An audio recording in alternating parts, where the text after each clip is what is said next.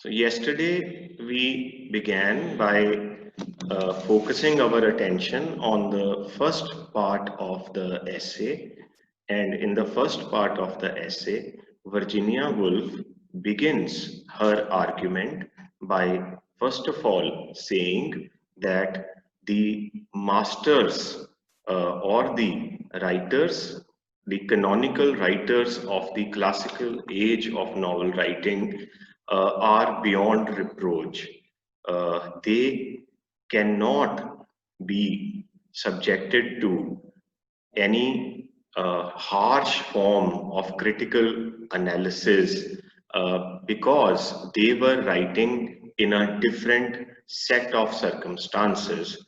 Their opportunities were very different, and they can be considered to be great writers merely on the basis of the fact that they have received love, they have been given acceptance by the readers. So this was the first point with which she begins her essay, Modern Fiction.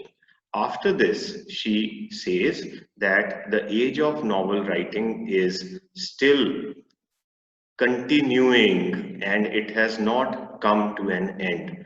Therefore, it would not be entirely appropriate to take a historical view of the various eras of novel writing, and it will not be entirely appropriate to say whether the art of novel writing has improved with the passage of time or it has shown signs of deterioration.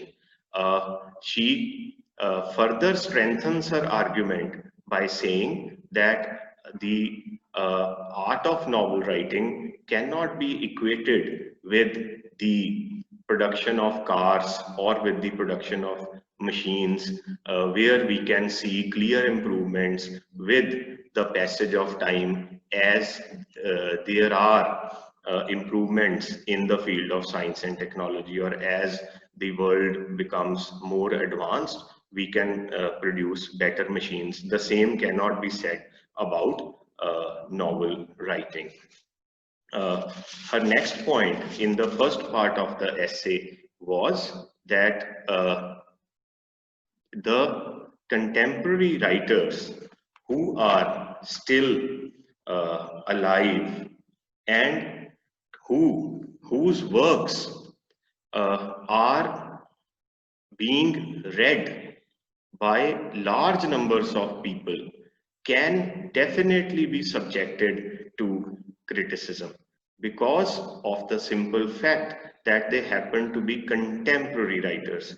They are writing in the present times. So various important questions can be asked in relation to their works and in relation to their in art. She selects three writers for critical assessment. These writers are H.G. Wells, Arnold Bennett, and John Galsworthy.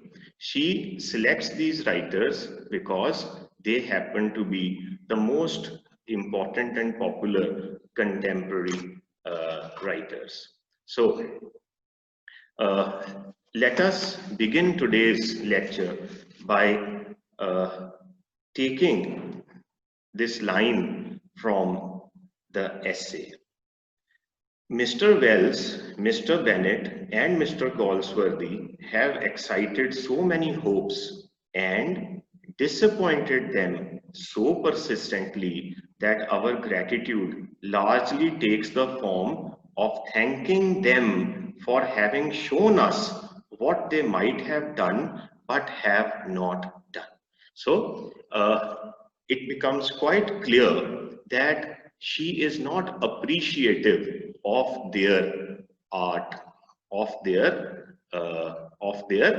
aesthetics.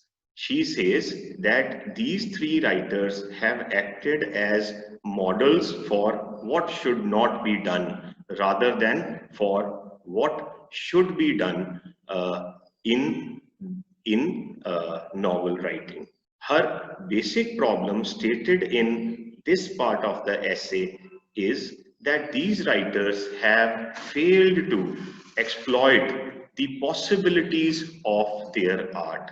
Virginia Woolf seems to believe that the art of novel writing, or the genre called fiction, is rich with immense possibilities for portraying life. But she says that somewhere these writers seem to have gone wrong. They have been unable to exploit the possibilities of their art. In this sense, they are failures. Let us read another very important statement from the essay. I quote, "If we try to formulate our meaning in one word, we should say that these writers are materialists." So she chooses the term materialists in her endeavor to critique these writers and in her endeavor to trace the shortcomings in their art. Uh, we can say that by calling them materialists, trying to she's trying to say that these writers are very worldly in their approach. I am reading once again from the essay. It is because they are materialists, because they are concerned not with the spirit but with the body, that they have disappointed us. And sooner English fiction turns its back on them, the better it will be. So she says that these writers can be called materialists because they are concerned with the body rather than with the spirit. So I use the word worldly as a synonym for materialists. By worldly, we mean that these writers are writing the fiction of social realities. So they are now writers who practice realism, who produce realist art, and who try to portray social realities of their times. So this kind of writing and this kind of aesthetic is not treated as very relevant. And for Virginia Woolf, as I have time and again said, this orientation, this method, this approach is unable to exploit the possibilities of fiction, the possibilities of novel writing. Now, going ahead, we can say that if we look for, she says that they are concerned with the body and not with the spirit. Now, as far as the term body is concerned, we can say that the term body alludes to the life of surfaces or appearances, the social life, samajik novel. They are writing samajik novel. So, body can be equated with the life of surfaces, the life of appearances, the social life that we see all around us.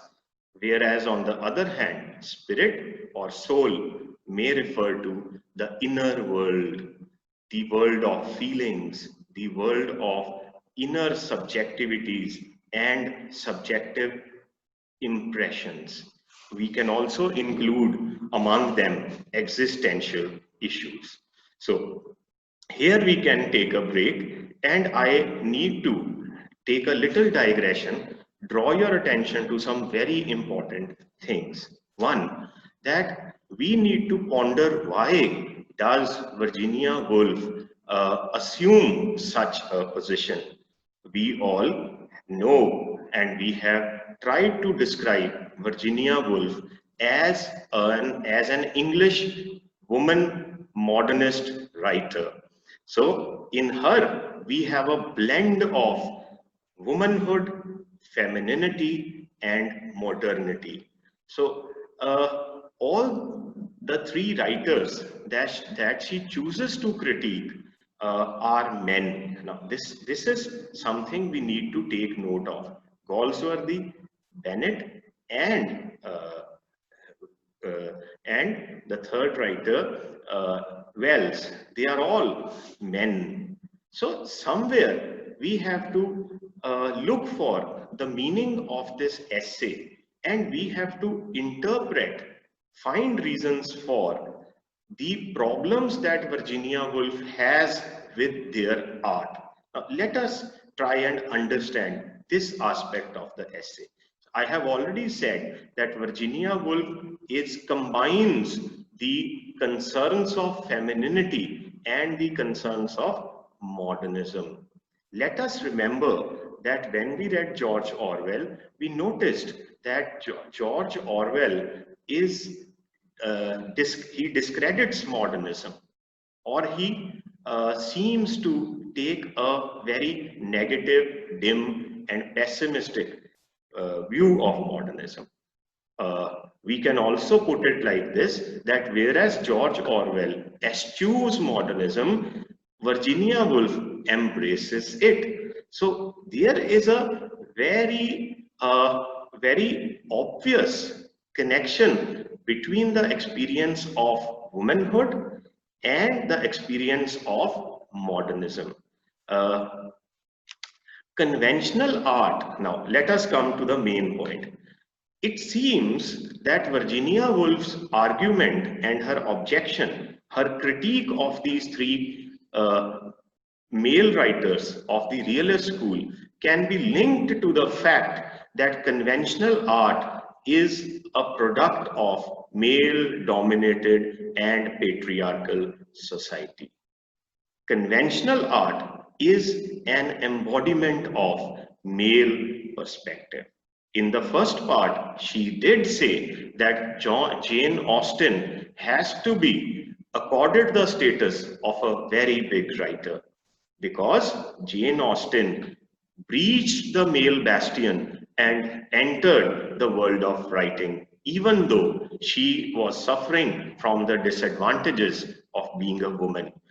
But if we, for a moment, put this aside, we have to admit and concede that Jane Austen was a woman writer, but at the same time, she did not go beyond the questions of love and marriage. So she, unlike Virginia Woolf, she conformed to traditional writing. So she can be placed in the same paradigm of traditional and conventional art, of social realism, and realist works. So now Jane Austen, being a modernist, being a 20th century literary figure, and as a critic, is keenly conscious of the fact that conventional art is an art which reflects the socio-political makeup of the society. This art is reflective of, or it is an expression of, the male-dominated and patriarchal society. So her protest against, we will go into the details of her argument, but at this stage, we can say that her protest against these three writers is a protest against the complacencies of art which replicate male perspectives, which do not take note of the certain issues which are connected with those sections, such as women, who do not find representation in art. So this seems to be the point of origin of the argument which Virginia Woolf seems to take. So the anxieties of women and their world, their troubles with the patriarchal society, their troubles with social discrimination, their struggles with social institutions and orthodoxies do not find any place in the traditional novel. So, as a woman, she finds new possibilities in the experimentation and innovation of literary modernism. She finds traditional art to be extremely restrictive and not consistent with the experiences of the world. As we go ahead in this essay, she makes some very significant comments in relation to Arnold Bennett and H.G. Wells in order to show the reader the sense in which these writers can be called materialists. Now, as far as Bennett is concerned, she says that Bennett is a materialist because he is an excellent craftsman. His entire uh, effort is devoted to making well constructed novels. I am reading from the essay where she says that he can, now I am quoting, he can make a book so well constructed and solid in its craftsmanship that it is difficult for the most exciting of critics to see through what chink or crevice decay can creep in. So he says Bennett is an impeccable, is a consummate artist. He's a perfect craftsman. No one probably can construct. His novels are like very well constructed buildings. So this is her first point pertaining to Bennett. Thereafter, she says that as far as the subject matter of Bennett's novels are concerned, his novels, the novels she mentions in this essay are The Old Wives' Tale or the Clay Hanger trilogy. It was a trilogy, it consisted of 3 novels. She says that there, as far as the subject matter of of his works is concerned, they are they focus excessively on the social life of their characters, as though these characters do not have any personal life. So she is critical of the tendency in these novels of these 3 writers to uh, concentrate on the social life of the characters. So that is why we can say it is a world of surfaces, it is a world of appearances, it is the social world. Uh, the the the characters are seen living their social life rather than their personal life. Going ahead, she once again makes a few statements about H.G. Wells and tries to tell us why, after all, H.G. Wells is a materialist. Now, let me quote once again.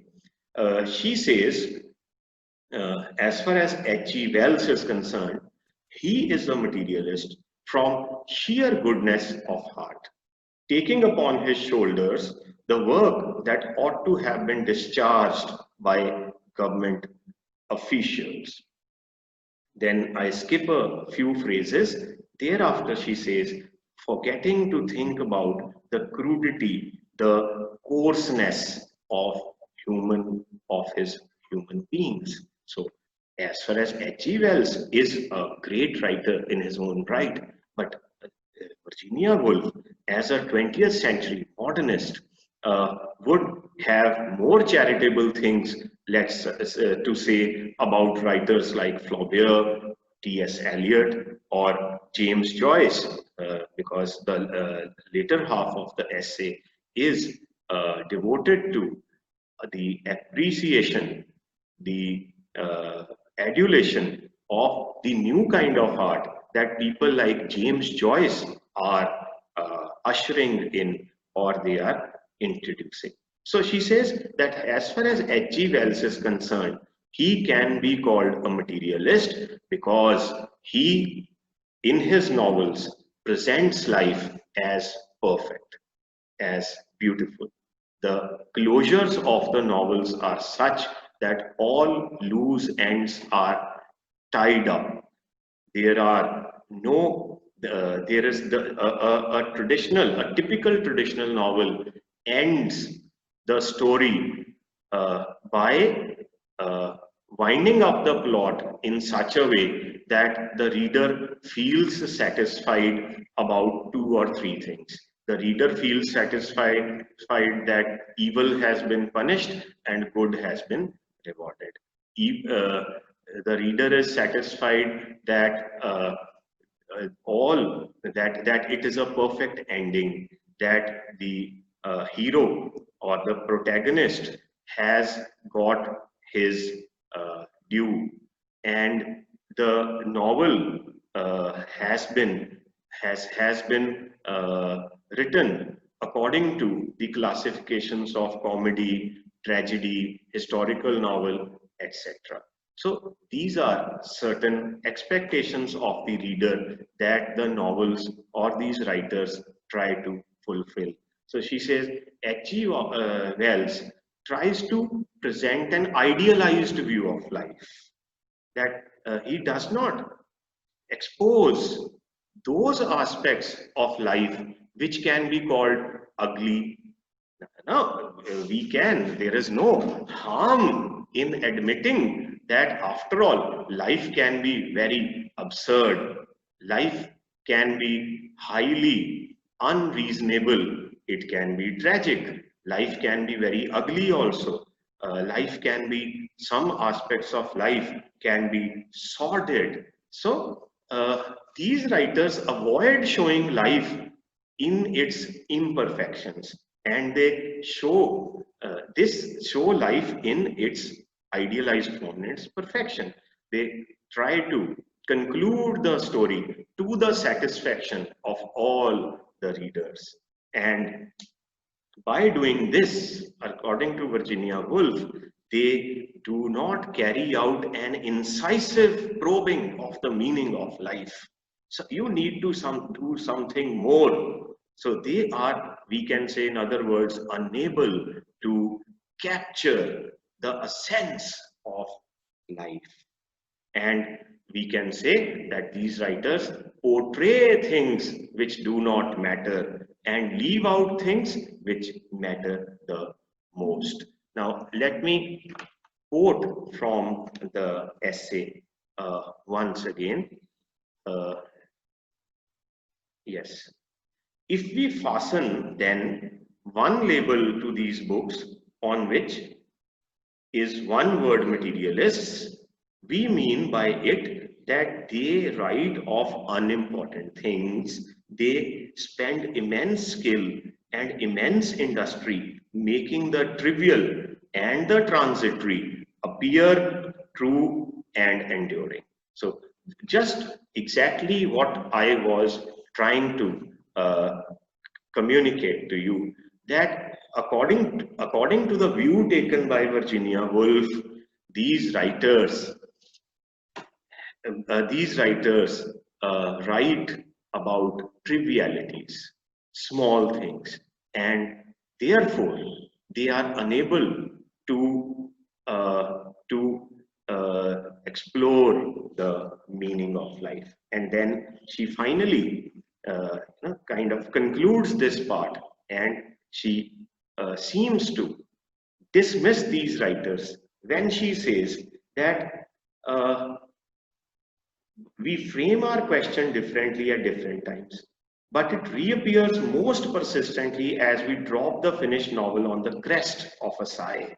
He says, when you finish the novel, you ask yourself this question. The question is it worthwhile? What is the point of it all? He says, can it be? So I won't read any further. What is it? What is the point of it all? Is it worthwhile? So she says, you are forced to ask yourself this question: that what was the point of writing this kind of a novel? So thereafter, she comes to a very important point.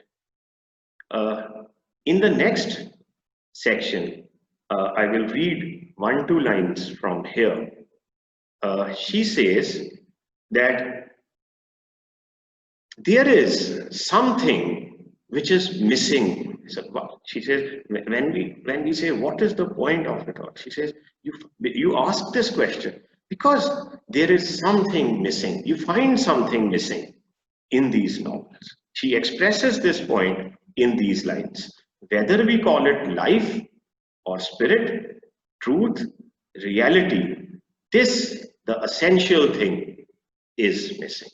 He says, whether you call it truth, whether you call it a sense, whether you call it reality, something is amiss, something is missing in these novels. The writer seems, now I will end with this point, the writer seems constrained not by his own free will, but by some powerful, unscrupulous tyrant who has him in thrall to provide a plot, to provide comedy, tragedy, love interest, and an air of probability, embalming the whole so impeccable that if all figures were to come to life, they would seem themselves dressed down to the last button of their coats in the fashion of the hour. So she says that the writers seem to be under some compulsion to obey the requirements of plot construction. Plot construction at a larger level can be taken as literary conventions. Which is, for them, it is not important to say something substantial, something which is meaningful, which which has the power to shake the reader out of his complacency and out of his insouciance. It is, she says, that the most important concern of these writers is to construct the plot according to some pre-given and predetermined conventions. Conventions of style, conventions of story, conventions of narrative, conventions of character, and conventions of and everything can be put together in what she has called the conventions of plot construction. The plot, the novel must conform to the classifications of comedy, tragedy, love story, etc., etc. So she says these writers are not actually writing novels. Actually, they are merely fulfilling certain conventions which have been established over time, but such an aesthetics, such an art, according to Virginia Woolf, lacks meaning, fails to capture life. So with this, we can end today's lecture, and we are left with the last part of this, which we will discuss in the next lecture.